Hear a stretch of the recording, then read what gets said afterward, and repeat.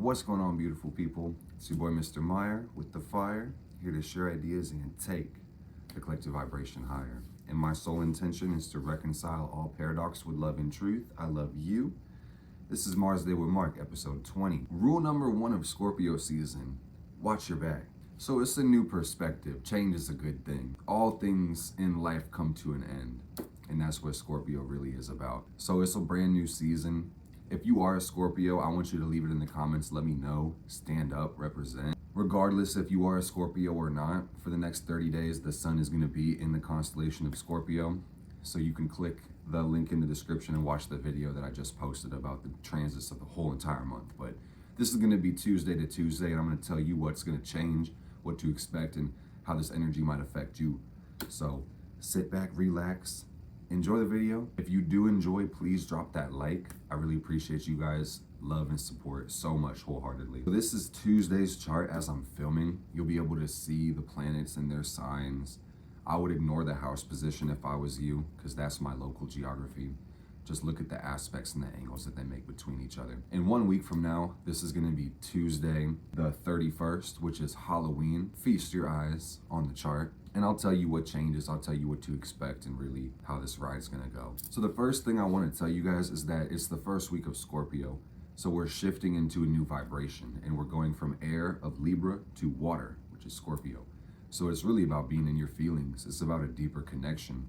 There's an intensity when it comes to Scorpio. Scorpio is about power. And the question would be, where is your power? And what the fuck is it doing? What the power doing? Oh, God damn. You may notice that things are getting kind of serious right now. And regardless of what you're invested into in your life, there's going to be a depth to our perception when the sun is in Scorpio. So this is a really good time to pay attention to your psychology and the way that you operate. In other words, shadow work is in full effect. Like I said, Scorpio represents the deep, so this is gonna get paranormal, get kind of spooky. When the sun is in Scorpio, the veil gets a little bit thinner, and it's easier to see the spiritual mixing and mingling with the physical world, which it always does, but this is gonna really help us see the hidden side of life as well. And that's gonna be a prime focus with these next 30 days. Where is the power? Often, secrets hold power. Hidden things hold power. So this is a great time to dive into the darkness and go on that underworld journey. Symbolically speaking, Scorpio is our death energy, and this really reflects the transition of fall, which we're in the middle of if you're in the northern hemisphere. So there's a letting go, there's a shedding when it comes to the physical world, but also your emotional world and your mental life. Everything comes to an end. Shedding the past and really evolving at your core, getting to your most pure version. And when I see Scorpio, I really think this is the sign of success. It's a Mars-ruled sign, it's a Pluto-ruled sign, and that really talks about the intended result by any means necessary. And we have a lot of Scorpio energy in the sky right now. Not only do we have the sun in Scorpio, we also have Mercury and Mars. There's not going to be too much movement with these planets, no ingresses, no changing signs this week, but you will see Mercury and Mars move up a couple degrees and make some interesting aspects this week, which we are going to talk about as well. In addition to the Scorpio season being in full effect, on top of stepping into your power, evolving, cutting off and eliminating distractions, toxins, parasites, this is going to talk about merging your energy and making appropriate investments. Scorpio can talk about bondage or creating bonds or agreements or contracts or pacts. So you may see things getting a little bit more serious, like I said, when it comes to Scorpio season, the connections that you have to everything, not just yourself, but the people within your life as well. Just don't invest something you're not willing to lose, you know, when that comes to your money, your time, your energy, your soul. What the moon doing this week? When it comes to the moon, this is really where most of the action is happening this week. And we start with the moon in Pisces, and then we end with the moon in Gemini. The moon is waxing for most of the week. On the 28th, which is Saturday, the moon is actually going to go full, and it's a lunar eclipse, so really one of the most powerful full moons of the year. And then we'll be in our waning moon phase and releasing. So this week, for the most part, it's about taking action and aligning your energy and making sure that you are really putting your money where your mouth is. And forward momentum is key. Growth is key. Stay focused on where you want to go and let your energy move in that direction. Because when we hit this eclipse and switch into the waning phase, it's going to be time for us to really align ourselves with release and letting go and keeping that course of action, but letting go of the things that also don't stick and don't apply as we learn and grow through this process, okay? That's vitally important to note. This is one of the most powerful full moons of the year, where not only is the moon being eclipsed and you should see it darken a little bit, it's in the sign of Taurus, which is the exaltation of the moon. Simply put, I would say this is deep release, letting go of anything that sits in between you and the good life, or stability, or comfort, or material success. So where Taurus and Scorpio is concerned, there can be tremendous gains, there can be a lot of wealth, and there can be tremendous knowledge and understanding of value and power. With this being an eclipse, there's going to be deep release from the past. I'm going to say again, letting go of things from long ago. And the seeds that we put in motion in this time, these are going to sustain themselves for time to come. So it's vitally important that we be intentional with the time we have right now. Really interesting to see what Mercury and Mars are doing, because Mercury and Mars are going to be in Scorpio all week and for even longer than that. But on the 28th, they're actually going to be making a conjunction. And this is going to say the power is in the mind. And it's going to add an intensity to our perception and a speed to the way that we process our lives. So what we're going to find with Mercury applying to Mars is pressure building within our mind. And once it crosses during this full moon moment, we should see a peak of that intensity and see a stabilizing when it comes to our thoughts and our impulses and the way that we direct our energy. And profound insight may be part of this when it comes to Jupiter opposing these two planets. So it's important during this lunation to slow down just a little bit so we can receive the download and receive the insight in the integration of these moments. We probably won't talk too much about this in this episode, but Uranus is in Taurus. And it's going to be in Taurus for more years to come. And the challenge for us collectively at this time is to just remain chill on the fucking planet. Find your peace. When it comes to values, which is what Taurus represents, peace is the most priceless jewel money can't even buy. So make sure you're choosing stability in some way, shape, or form. And choosing love too. You better hear that one again. I want to split the difference between Mercury and Mars in Scorpio, and then we can talk about some of the other planets. Mercury is in Scorpio. Mercury really is the powers of our mind and how we perceive things and how we communicate and how we analyze and take information from the environment and give it back, right? That is communication. When it comes to Mercury and Scorpio, it just says that there's a depth to the way that we're perceiving the world, and there's even an intensity when it comes to our day-to-day actions, because things are always deeper than what they seem. So you may find when it comes to Mercury Scorpio that distractions are getting eliminated, or you might be heavily encumbered in the distractions. It may be a little bit of both, but yeah, you'll find that the distractions are the thing impeding on your evolution when Mercury is in Scorpio. You may find that the power is in the words. You may find people speaking through power and principle, or just fucking yapping. When it comes to having Mercury in Scorpio in transit or in a natal chart, it's just interesting because there's an obsessive curiosity and a need to learn. But this curiosity is selective. It's only open to the point where there's control over the information that's coming in. You know, so there's an intense paranoia that comes with Mercury Scorpio as well. And it says if you can trust the powers of your mind and remain steady and firm, you can open your mind to new information, experiences, and people. If you can't, you might remain to yourself, and it may be kind of hard to open up because of you basically attributing negative characteristics of your thought process to other people. And that also makes you painfully self-aware at the same time. That still prompts you to have to open your motherfucking heart, to open your mind, to let people in. This is a confusing one to talk about. I'm just gonna say that the shit that you got going on inside of your soul is having a deeper effect on your mind more than anything now. I'm a Mercury Pluto person myself, and I live this shit every single day, but I want to say when it comes to the collective now experiencing this, the possibilities are endless. But you will find that the power is inside of your mind. With the depth of your perception, you want to trust your intuitive abilities, but not read too far into things from excessive fear, paranoia, or worry. Learn to trust and don't intimidate yourself with the perceived magnitude of a goal. Really perfectionism as well. So you have to drop that need to be perfect, because that might intimidate you to the point where you don't even embark on something because you see how much work is really required for you to get it done perfectly. And we're not shooting for perfect, we're shooting for growth. We're shooting for evolution. We can't be getting in our own way. We can't be distracting ourselves. There's a time and place for everything. And Scorpio season says the time is right fucking now. Evolution happens now. No time else. And if you're not growing, you really are staying the same. That's painful to think about for some people, but it's the truth. On another note, Mars is in Scorpio, and Mars is having a good time. Mars would like this. Mars is all about our passion. It's all about our intentions and our will and how we assert ourselves within the world. I usually tell people it's how we dominate the world, and that's very appropriate with Mars and Scorpio. Mars is home. It loves this energy. This is about the passive and indirect approach towards manifesting the things we want, or the obsessive and compulsive approach toward it as well. While Mars in Aries is like a machine gunner, Scorpio Mars is like a sniper. So that paints one picture for you to look at. Relentless pursuit. And this talks about the desires of your soul.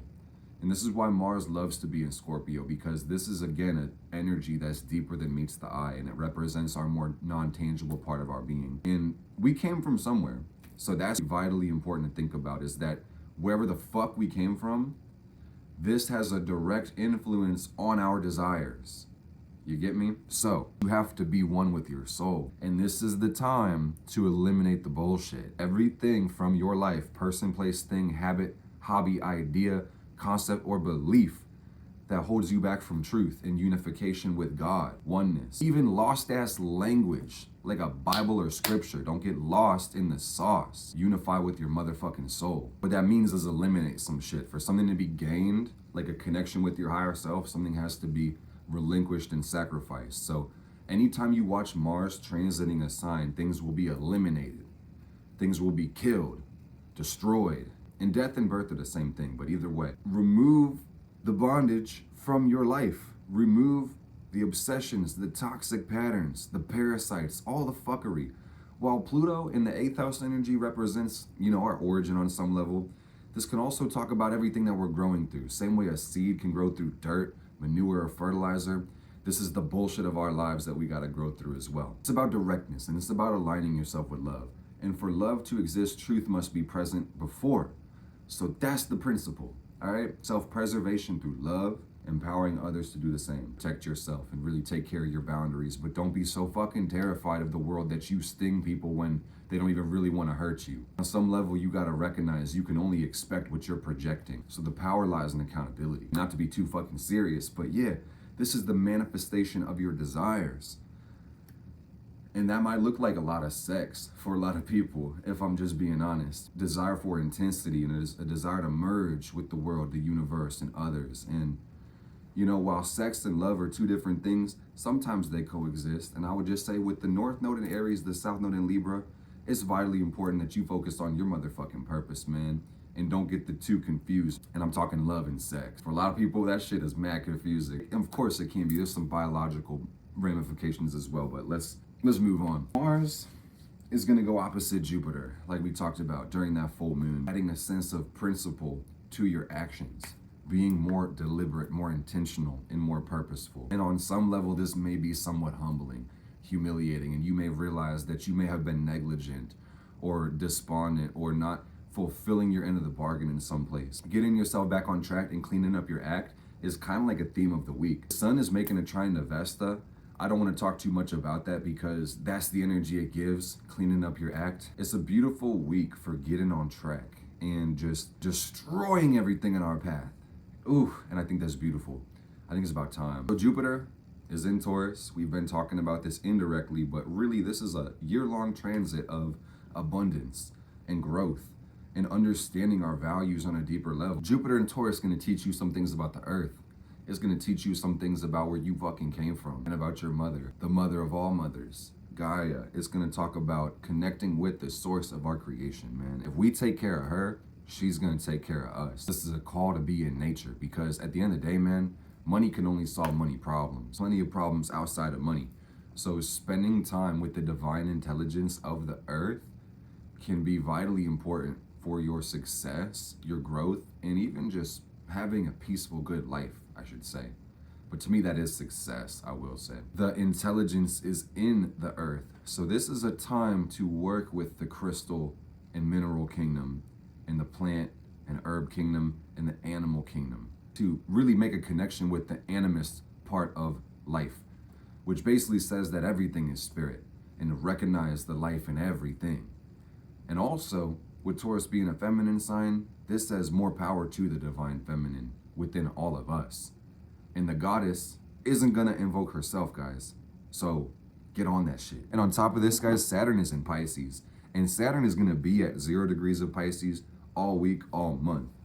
Saturn is retrograde right now, so it's backing that ass up and it's about to go direct, and then it'll really make its way back to 0 at the end of the month. So there's nothing happening, man, when it comes to Saturn, unless you make it happen. And that's the whole point of this, bro. That you have to build your dreams. They're not gonna build themselves. It takes time, it takes work. Assembly is required. Deeper than this, everybody is feeling pressure with Saturn and Pisces to get on their spiritual path. We find it's not always one size meets all. So you have to go your own path. Swim into the deep, the great unknown, like a fish, like Pisces is, and have faith in yourself, have faith in life. This shit can be confusing, it can be disillusioning, it can be really hard to see higher truths and possibilities and feel the pressure to be on that path and feel the guilt and the shame and the doubt of thinking that you're not doing it right. A big part of Saturn Pisces is trusting God and recognizing that God is good. It may be a challenge because the line between you and God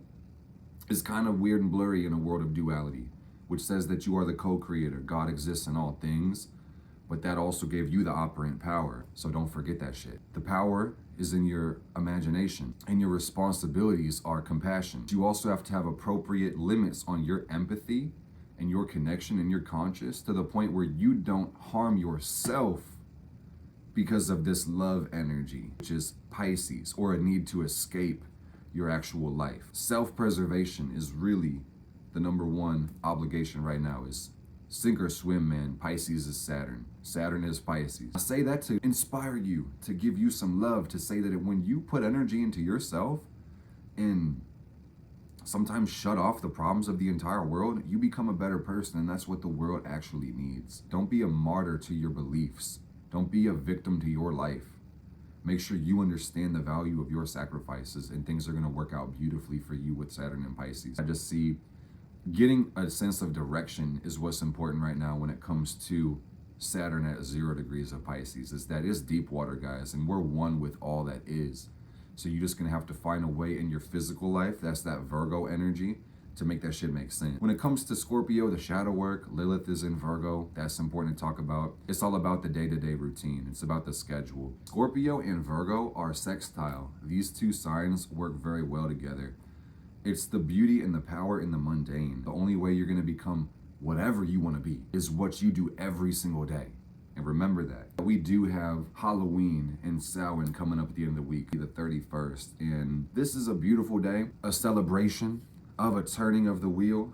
This is the cycle of death and rebirth, and honoring the dead, honoring the spirit world, honoring those who have come before us. That's what this season is really about. It's getting spooky out here. I'm seeing that on Halloween, Venus and Uranus are going to be trying, and that's going to bring just a bright, beautiful day. But the moon is going to be in conjunct the sun, and there's something that just doesn't feel right about that. But that's kind of perfect with it being such a spooky day. I hope you guys have enjoyed this video. I love you, and I appreciate you from the bottom of my heart and the top of my soul. If you did like this, leave a like, leave me a comment. And I want to let you guys know before I sign off that I've reopened my calendar for astrology readings if you want to meet me on Zoom for a one-on-one. And I've also got spots open for video chart readings if you want me to just record it and send it to you. My astrology course, Simplified Astrology, is going to go through a price increase on next Friday. So I encourage you guys to jump on that now if you haven't yet done so, because the price is about to double. And I'm just being honest, transparency moment. After it doubles, I'm gonna double it again because I'm going through updates and we're renovating it. So all you lucky ducks who got lifetime access at like $5,